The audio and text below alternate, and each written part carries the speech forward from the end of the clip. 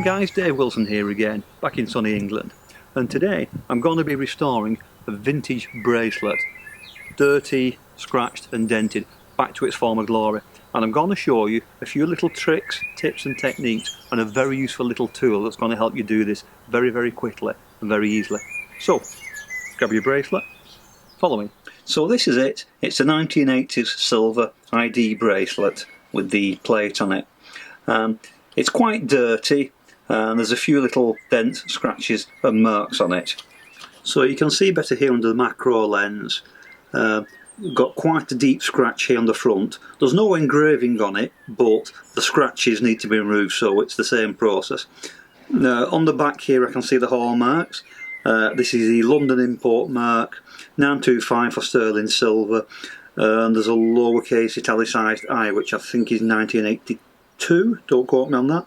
So I need to protect these hallmarks while I polish the back. The bracelet's got some quite heavy scratches on. There's quite a deep scratch here, there's one at the back here, a couple there. Pretty much every link has got something on it. If I show you that, and you can see, this is one that I restored yesterday, and you can see absolutely mirror polished throughout. You can see the links there, beautifully smooth, no scratches, no dents, and this was twice as bad as what this one was. So hopefully in a few moments this will look as good as that. So stage one is to sand it all. Now of course I can use a buff stick like this. This is 600 grit, so it's quite fine, but it's enough to get rid of the scratches and the dents on it. But of course that takes a lot of work, so something I'd like to show you is this little thing. So this is a little roll of sandpaper. It's a bit like a split mandrel that you might make yourself, but these come ready made, they're glued at the bottom, and they keep the shape really well.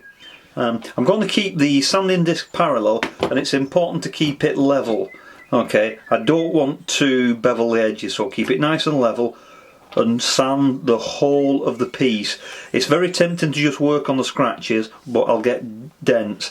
So end to end, side to side, nice and flat.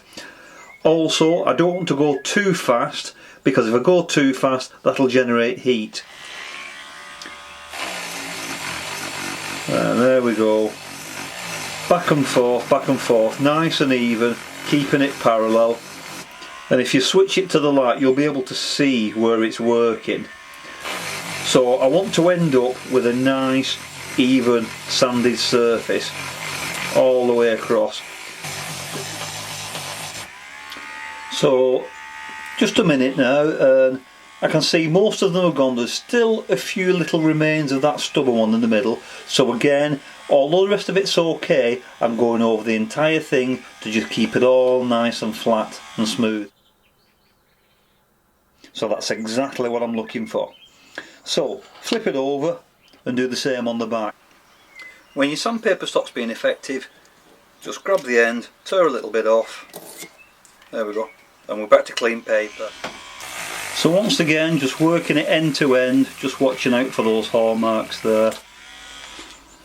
And I'm looking for a nice, smooth satin finish.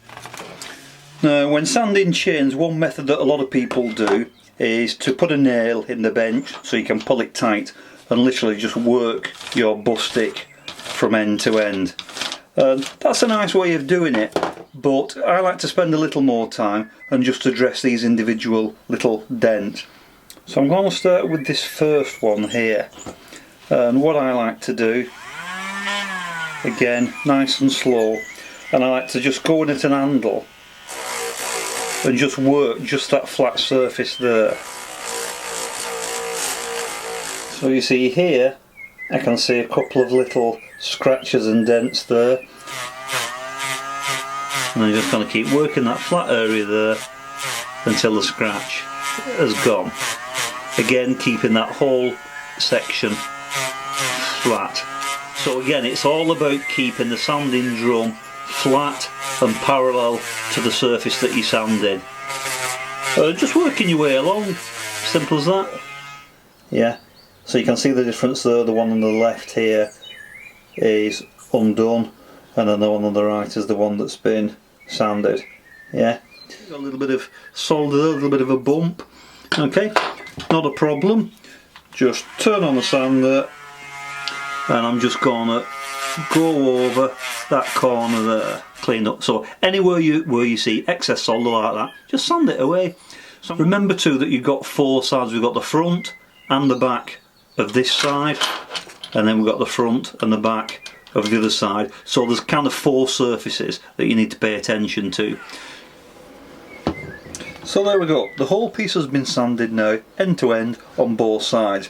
There's still some little dark black curries of tarnish, but I'm not worried about those, they'll get cleaned up later on in the polish and cleaning stages. So we've got rid of all the scratches and dents now, so stage 2 is to start to bring the surface finish back, and for that I need my polish. Here we are at my workbench, this is my bench polisher. If you haven't got one of these, then if you're using a Dremel, you can use exactly the same thing, a little unstitched cotton mop. Exactly the same thing, just smaller. Couple of important things. Safety glasses, as always when using power tools. I also polish using a respirator, professional dust mask, but obviously I'm going to keep this off for a moment while I just talk to the camera, otherwise I'm going to sound like Darth Vader. But very important that you use dust protection. I would also suggest that get yourself some thick leather gloves. I use these sometimes when I'm polishing. It helps to protect my hands, and more importantly it protects my hands from the heat, because the polish I use is the Menzerna, just get the number right, P164, and this is the intensive polish blue. Because this has a slight cutting action, you can go straight from your 600 buff stick straight through to a final polish in one step. But because it's slightly aggressive, it does get hot because it causes friction. So wear some gloves and protect yourself, but get yourself some of this. You've seen this in my other videos. So let's zoom in and give you a better look at what I'm doing on the buffing wheel here. So when you're using a polishing wheel like this, you want to go along with the wheel like that, so it's going along the length of the bracelet. What you don't want to do is go sideways like that, because if you go sideways there is a tendency for it to grab and snatch your piece. Load up the wheel with the Menzerna polish, stir to the middle, and I'm just working a little section at a time, backwards and forwards, the same as with the sanding. I don't want to create indentations, so keep it moving at all times, backwards and forwards.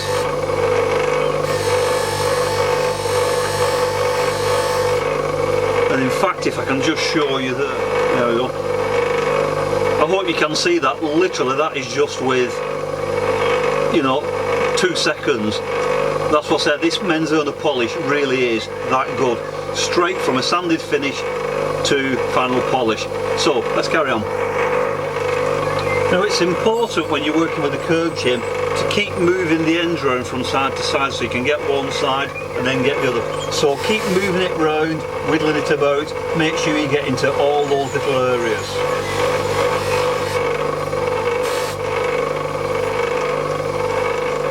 So I'm starting to work my way down the chain now, and I'm doing it one link at a time and using my hand and the leather glove to support it.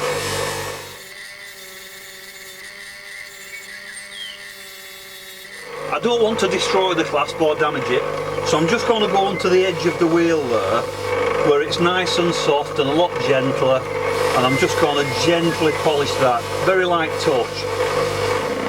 Of course it's quite greasy because of the polish, but that's nice and shiny now, both sides. So next step, give it a good scrub with some soapy water and a toothbrush. Get it. Now here we are back from the polishing, and all I've done is I've gone over the whole thing with hot soapy water to get rid of all the grease from the polish. You must use hot water, and this is what it looks like. Now I know you'll think that I'm cheating here, but genuinely this is the exact same bracelet that you just saw.